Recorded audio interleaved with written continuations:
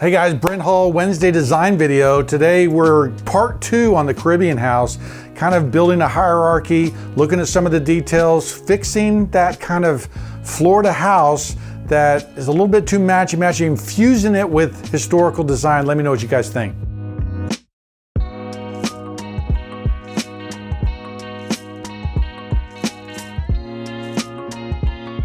So here's round 2 of this house in the Caribbean, and trying to change this kind of Florida house to something more traditional. I've done a number of things here and I think they work, I think they help. One of the problems is these windows, my word. These open light windows are just so ugly and they're not really laid out in a very handsome way. And so you'll notice that what I'm doing is I'm really just trying to establish some order, right? And so, you know, that's centered over this, that's not, this is not. And so I've got kind of windows, you know, they're secondary windows. And if you remember this house, this is kind of what we're dealing with. And there's kind of a couple different ideas for how we do that.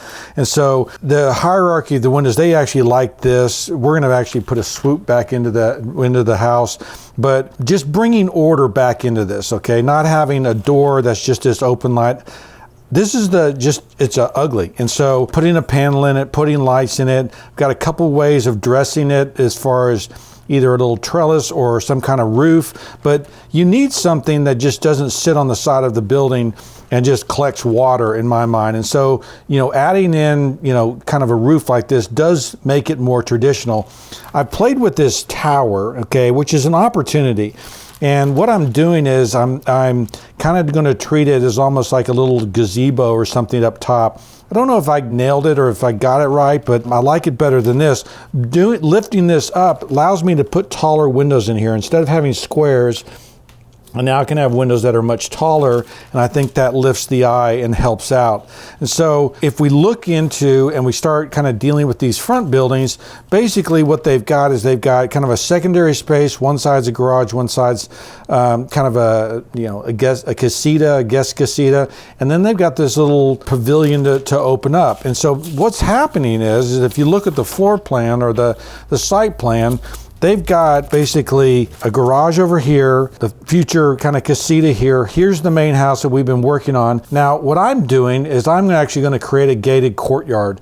And so I feel like if we build in these little sweeping walls, we can build in a little area that has a bench on either side. It's very welcoming. You walk into here, there's a gate that keeps you out. And so, you know, what you're looking at is the side of it here is I'm showing different options for putting false windows in there so that we don't just have the blank side of a building. I've got, you know, a kind of a lower table just like that I'm continuing up here that kind of grounds the building and kind of makes it help make sense. And what I've done is I've got this low wall that goes over here, and then this trellis, maybe some lattice on the side, and then my benches are in here, right? They've got a bench seat inside there. If you look at it from the front, so if we, you know, kind of go back to the front and then I lay this over it, right? This now becomes something I think that is interesting and engaging, right? This little piece here, whether it had a roof on it, whether it has a trellis gazebo piece on it, there is a gate, there is an area where you can go in and sit, and I think that's really nice. You know, I'm treating the garages like a traditional garage. I've got these kind of slatted boards like an old carriage house.